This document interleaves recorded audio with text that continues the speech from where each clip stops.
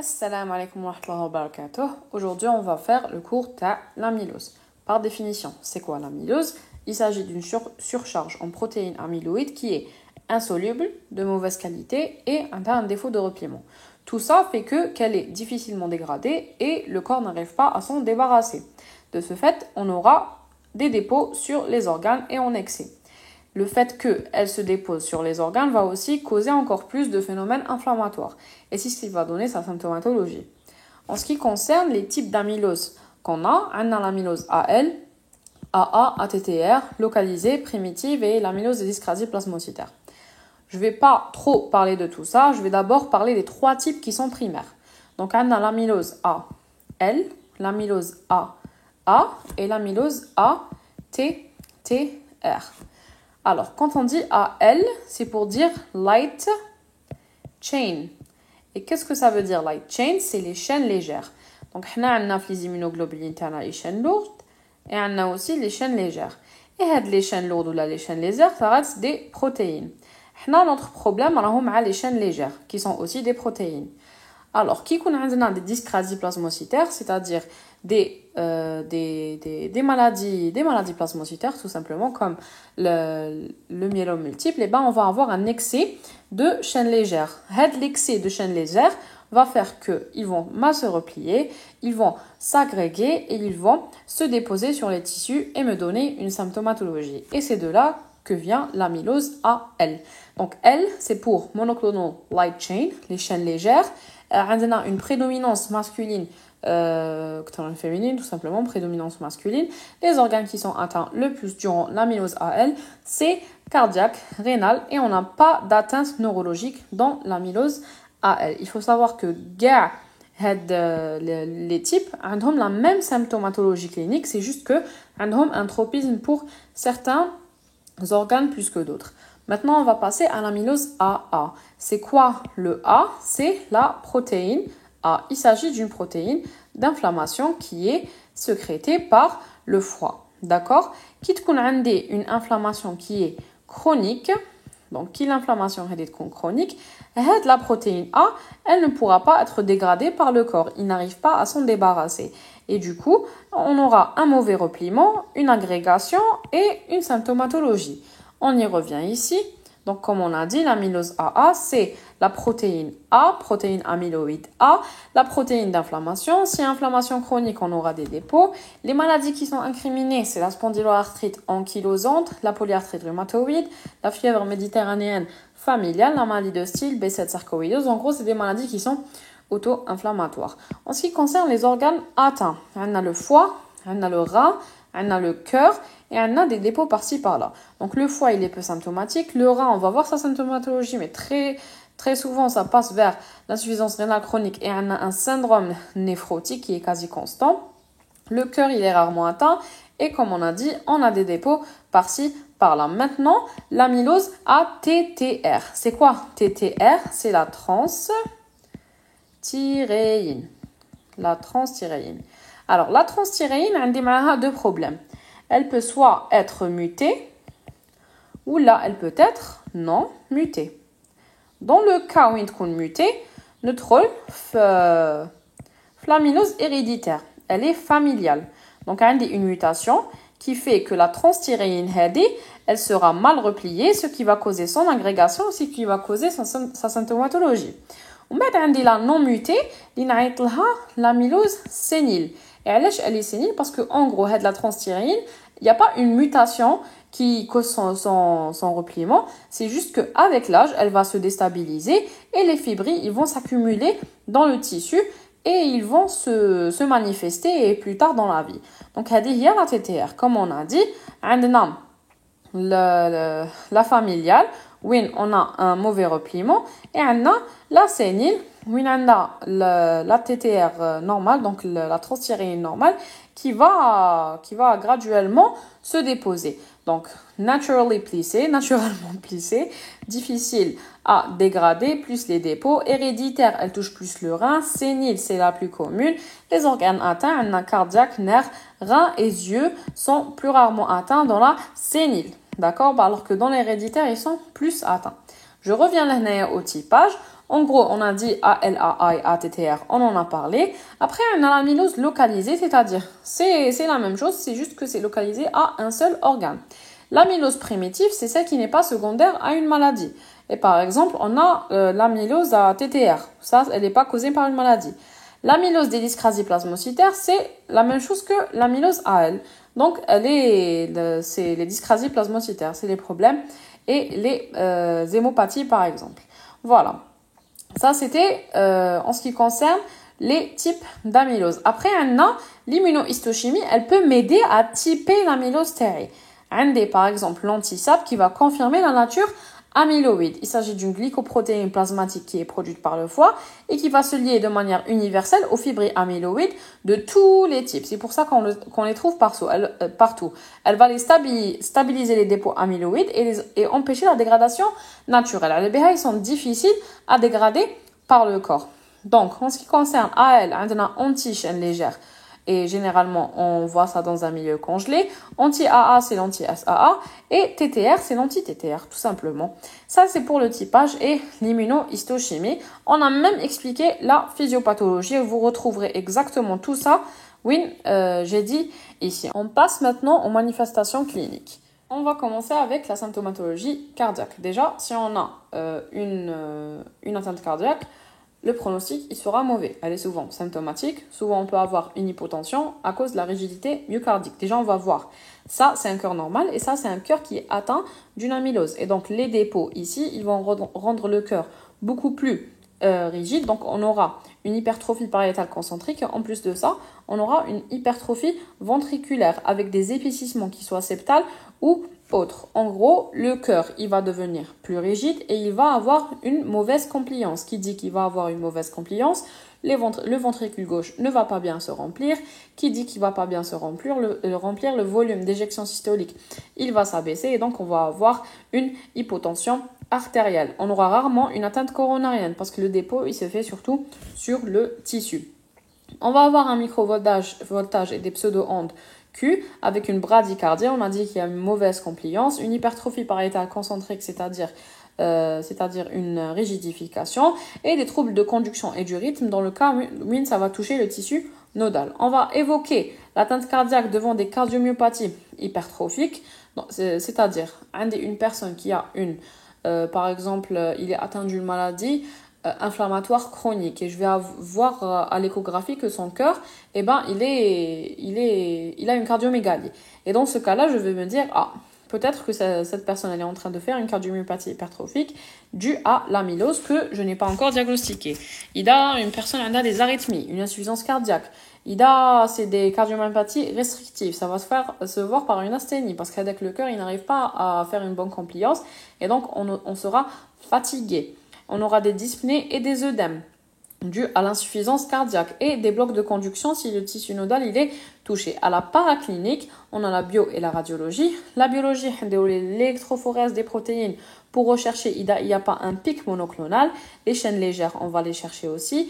Et on va voir les pro-BNP troponines. C'est pour voir est-ce qu'il y a une souffrance cardiaque. À la radiologie, on peut faire une écho, IRM ou scintigraphie. Et qu'est-ce qu'on va voir à l'écho? On va voir déjà l'aspect brillant, granité, pixelisé. Du fait que le dépôt amyloïde a une birefringence. Le dépôt, ça sera l'hypertrophie ventriculaire gauche. On a un épaississement septal et une hypertrophie pariétale concentrique, c'est-à-dire on a le cœur qui sera rigidifié. Dans ce cas-là, on a un haut risque de mortalité, c'est que le cœur est beaucoup atteint. On peut faire une biopsie pour voir les dépôts amyloïdes, mais je pense que ce n'est pas toujours le cas. C'est difficile de faire une biopsie du cœur. On va passer maintenant à l'atteinte rénale. Donc, il faut savoir que dans l'atteinte rénale, on aura un dépôt partout. Que ça soit dans le glomérule, que ça soit les cellules mésangiales, que ça soit artérielle. On aura toute la fonction rénale qui sera touchée. Tout le rein qui sera touché, tout simplement. Et donc, si toutes les structures du rein sont touchées, dans ce cas-là, je vais avoir une mauvaise filtration glomérulaire. Surtout, il y a des dépôts au niveau du glomérule. Là, je vais avoir un problème de filtration et ça va se manifester par un syndrome néphrotique.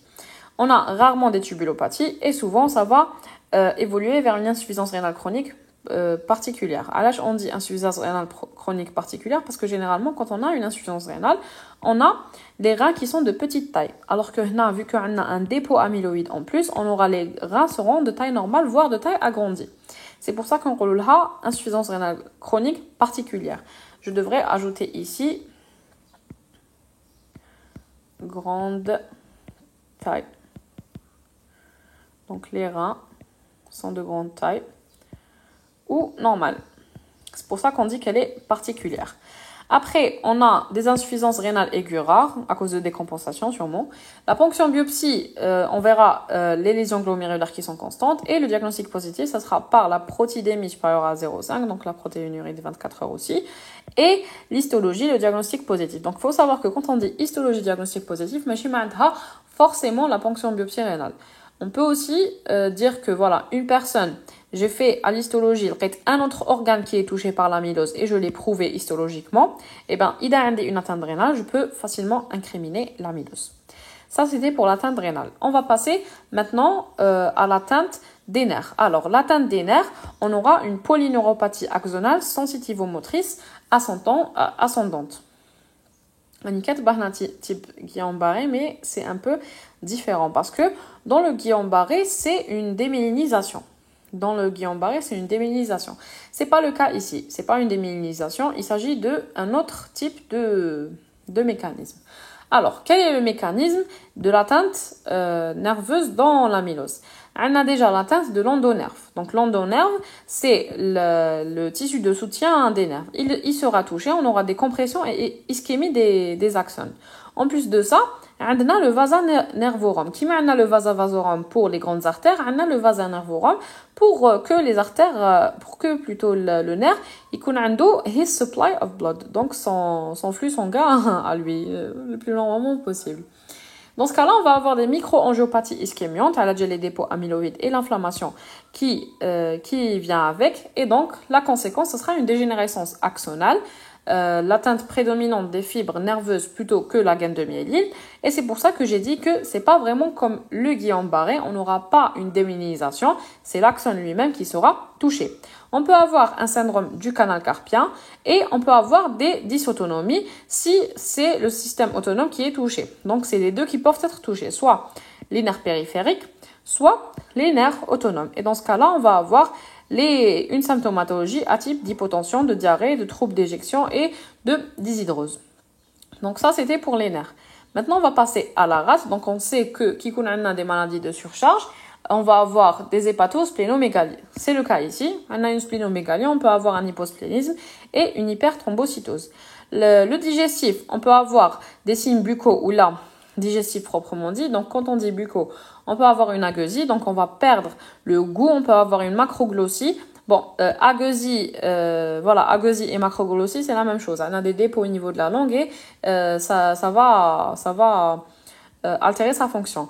L'exérostomie, c'est la sécheresse buccale et ça sera à cause des dépôts dans les glandes salivaires.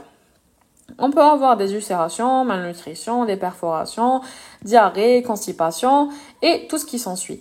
L'atteinte hématologique, on va avoir une fragilité capillaire par infiltration amyloïde. Donc, tout simplement, les protéines amyloïdes, ils vont bloquer les capillaires. Des déficits en facteur X. Le déficit en facteur X, endo, plusieurs hypothèses.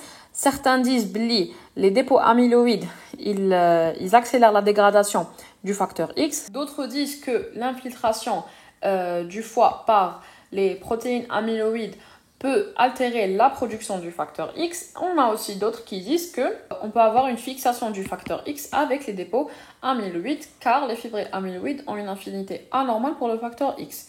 Et donc, dans le cas où il se lie avec eux, il ne pourra pas être utilisé. Il sera indisponible pour la cascade de coagulation. Et donc, on aura, par exemple, du purpura. On peut avoir la fragilité capillaire. On peut avoir ce qu'on appelle aussi l'hématome palpébral, les yeux de panda, qui, dans un contexte non traumatique, évoquent l'amylose. Parce que le tissu ici, il est fin. Et donc, n'importe quel je dirais pas traumatisme, je dirais plus n'importe quel dépôt ici peut causer un traumatisme capillaire et devenir visible. C'est pour ça que qui Gina, une personne qui a un hématome palpébral dans un cas qui n'est pas traumatique, donc il n'y a pas eu un traumatisme, c'est pas un traumatisme de la base du crâne, et ben on va penser à l'amylose. On passe maintenant à l'atteinte pulmonaire. Donc l'atteinte, elle est interstitielle. On peut avoir une insuffisance respiratoire rapidement progressive et faut savoir que ça peut être soit à cause de l'atteinte cardiaque, donc l'atteinte cardiaque qui est retentie sur l'atteinte pulmonaire, ou ça peut être l'atteinte pulmonaire carrément par dépôt sur le poumon. On peut avoir des formes nodulaires et c'est l'amylose localisée. En ce qui concerne l'atteinte hépatique, on peut avoir une hépatomégalie, comme on a dit, splénohépatomégalie dans les surcharges, et un ictère cholestatique péjoratif dans le cas où ça bloque la vésicule biliaire. Normalement, on a parlé de tous les organes. On va passer maintenant à la paraclinique, donc à l'impact. Qu'est-ce que je vais voir? Alors, en macroscopie, ça sera un aspect plus ferme, rose ou gris, hypertrophié, et les nerfs peuvent être épaissis et nodulaires. Donc, on aura des nodules au niveau de la pièce qu'on avait enlevée, microscopiquement parlant. Par contre, on a la microscopie optique ou la microscopie électronique. Alors, la microscopie optique, on aura une biréfringence jaune verdâtre. Ça, c'est la biréfringence jaune verdâtre. Et si je mets la coloration rouge Congo, eh ben, elle sera positive. En ce qui concerne la microscopie électronique, on verra des fibrilles, donc les bêta-plissés, et la composante P dont on avait parlé au début, la composante P qui lie tout ma binatome. Le diagnostic positif, là, maintenant, une preuve histologique, donc la présence des dépôts amyloïdes par la biopsie d'un organe atteint. Oui, je vais faire de la biopsie, je vais la faire au niveau des glandes salivaires, au niveau de la graisse péri-ombélicale, au niveau périrectal et des organes atteints si j'ai une symptomatologie.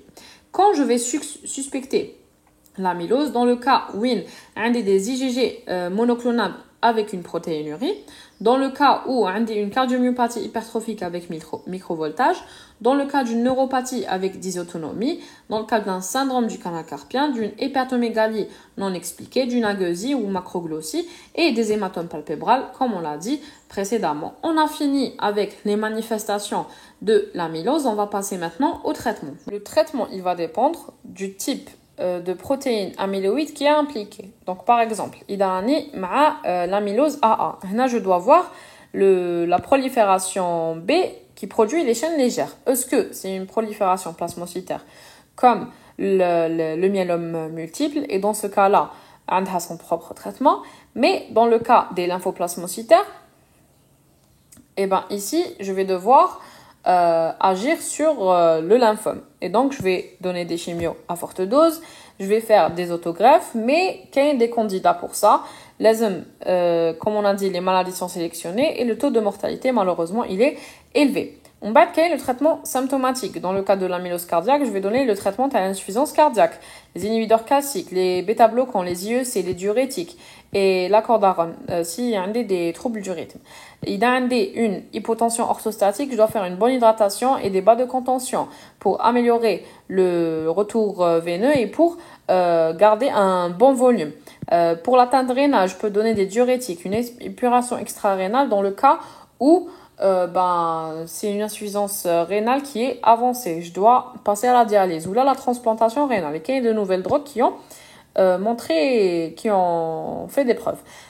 Pour le traitement de l'amylose AA, donc là c'est l'inflammation chronique, la prise en charge thérapeutique elle comporte plusieurs volets. La première concerne l'inflammation, le second le rein, donc c'est la néphroprotection et la prise en charge de l'insuffisance rénale terminale. On a aussi le rôle de la colchicine dans l'amylose AA comme traitement pour les maladies auto-inflammatoires. Donc il faut savoir que la colchicine, elle bloque l'activation d'un inflammosome et c'est un complexe protéique clé dans la production d'une cytokine pro-inflammatoire majeure qui va stimuler la synthèse de la protéine A. Et donc, la colchicine, elle a fait ses preuves en ce qui concerne la prévention de l'amylose AA. On a le traitement de l'amylose à transthyréine. Donc, c'est la transplantation hépatique qui permet la synthèse d'une transthyréine normale ou qu'il y a 3 médicaments qui sont proposés. Le tafamidis, c'est un stabilisateur spécifique de la transthyréine. Le patisiran, il entraîne une interférence para-ARN qui va réduire la production de la transthyréine. Et l'inotersen, c'est un inhibiteur de la transthyréine. Pour les manifestations cardiaques, on peut même implanter un pacemaker. Ça peut être nécessaire si, comme on l'a dit, le tissu nodal il est touché. L'évolution et le pronostic, il va dépendre de paramètres. Donc, le premier, c'est l'existence ou non d'une maladie causale, éventuellement accessible à nos thérapeutiques, parce que, par exemple, si c'est une maladie inflammatoire chronique et je peux agir sur, eh ben, c'est bien. Par contre, si c'est un lymphome, eh ben, c'est un peu moins bien, beaucoup moins bien. Le deuxième paramètre, c'est la topographie des atteintes viscérales. Une atteinte cardiaque et rénale, mais qui met une atteinte digestive ou là, une atteinte de la rate, par exemple. Et les plus redoutables sont les atteintes rénales et cardiaques, comme je viens de le dire. Normalement, on a fini avec le traitement et j'espère que vous avez tout compris. Je tiens à vous dire que même si c'est une bonne fiche et j'ai essayé de faire de mon mieux pour expliquer, ça ne remplace pas le polycope du prof. Donc, vous devrez revoir le polycope du prof pour plus de détails. Et tout ce qui est en rouge, c'est tout ce qui est déjà tombé ou a été mentionné ou les profs nous ont dit dans l'examen. Et aussi, vous trouverez ce support au niveau du site MyCitia.